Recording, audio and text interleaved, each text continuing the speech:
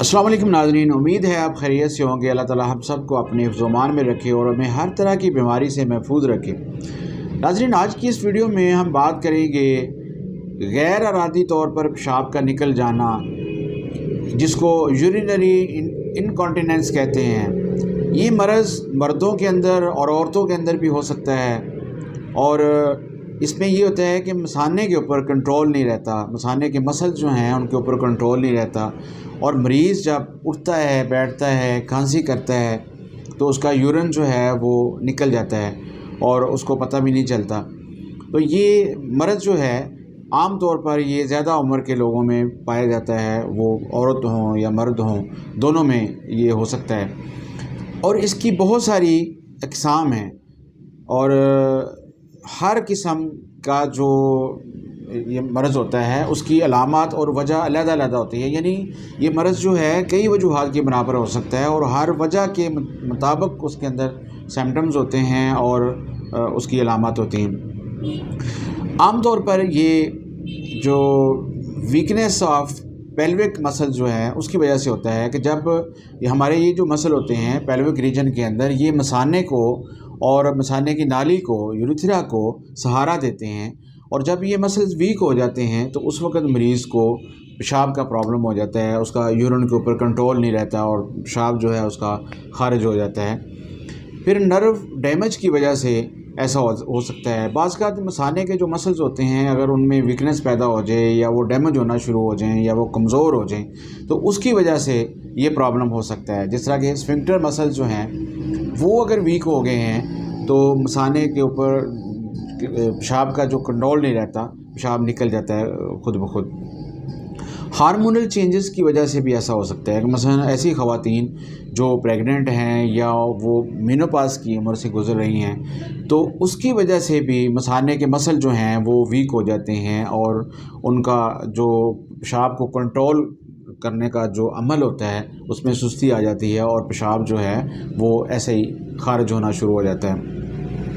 बहुत सारी ऐसी बीमारियां हैं जो इस मर्ज़ की वजह बनती हैं। जैसे मैं एक बीमारी की यहाँ मिसाल दूंगा, जैसे शुगर है। शुगर की वजह से नर्व डैमेज बहुत ज़्यादा होता है और उसकी वजह के सबब ये मामला हो सकता है। फालिज की वजह से ऐसा हो सकता है। पार्किंसन डिजीज़ जो है उसकी वजह से ऐसा हो सकता है। फिर इसमें यानी बीमारियों की वजह से और ऑब्स्ट्रक्शन की वजह से अगर यूरेथ्रा के अंदर रुकावट है तो बाज़ का ऐसा होता है कि यूरिन मसाने के अंदर बहुत ज़्यादा भर जाता है और ओवरफ्लो की वजह से भी यूरिन निकलना शुरू हो जाता है और ऐसा अक्सर प्रोस्टेट ग्लैंड के मरीज़ जो होते हैं उनमें भी देखा जाता है कि जब उनका मसाना फुल डिस्टेंडेड हो जाता है, फुल तन जाता है तो फिर यानी अज़ खुद उनका यूरिन जो है वो लीक होना शुरू हो जाता है। नाज़रीन, अब हम बात करते हैं कि होम्योपैथी में इसका इलाज कैसे किया जाता है।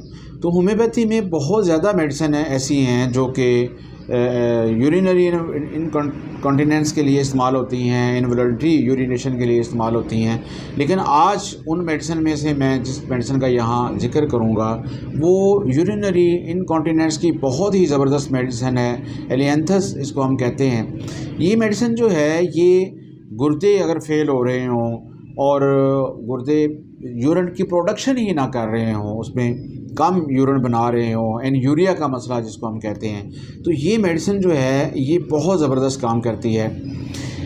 इसके मरीज़ का जो यूरिन होता है वो तेज़ाबी होता है। यानी मेरे कहने का मकसद ये है कि अगर किसी मरीज़ को उसका यूरिन जो है वो लीक हो रहा है और उसका पेशाब तेज़ाबी है या जलन के साथ आ रहा है, एक्सकोरिएटिंग है, एक्रिड है, तो एलिएंथस जो है वो बहुत ज़बरदस्त काम करती है। फिर अगर मरीज़ को यूरिन की हाजत बार बार हो रही है और मरीज़ वॉशरूम जाता है, फिर आता है, फिर जाता है और उसके साथ उसका यूरिन थोड़ा सा भी उसको रोकता है तो उसका यूरिन लीक होना शुरू हो जाता है, तो एलिएंथस जो है ये ज़बरदस्त मेडिसिन के तौर पर काम करती है। अगर एक्सटर्नल यूरिथ्रल स्फिंक्टर मसल जो हैं वो वीक हो गए हैं तो और उसकी वजह से मरीज़ का यूरिन जो है वो बार बार लीक हो रहा है तो ये मेडिसिन बहुत ज़बरदस्त काम करती है। नाज़रीन, होम्योपैथी में जैसे मैंने पहले अर्ज़ किया बहुत ज़्यादा मेडिसिन हैं जो कि यूरिनरी इनकॉन्टिनेंस के लिए इस्तेमाल होती हैं, लेकिन हर दवा अपनी अपनी अलामत के तहत इस्तेमाल होगी। हर दवा अपनी जो वजह है इसकी इनकॉन्टीनेंस की, उस वजह के मुताबिक इस्तेमाल होगी और जो सिम्टम है उनके मुताबिक इस्तेमाल होगी। तो नाज़रीन, अगर आप खुदा न खास्ता इस मर्ज़ में मुब्तला हैं तो आप इस वीडियो के नीचे कमेंट करें। मैं इंशाल्लाह जो भी आपके सिम्टम हैं उनके मुताबिक उसका जवाब आपको दूंगा।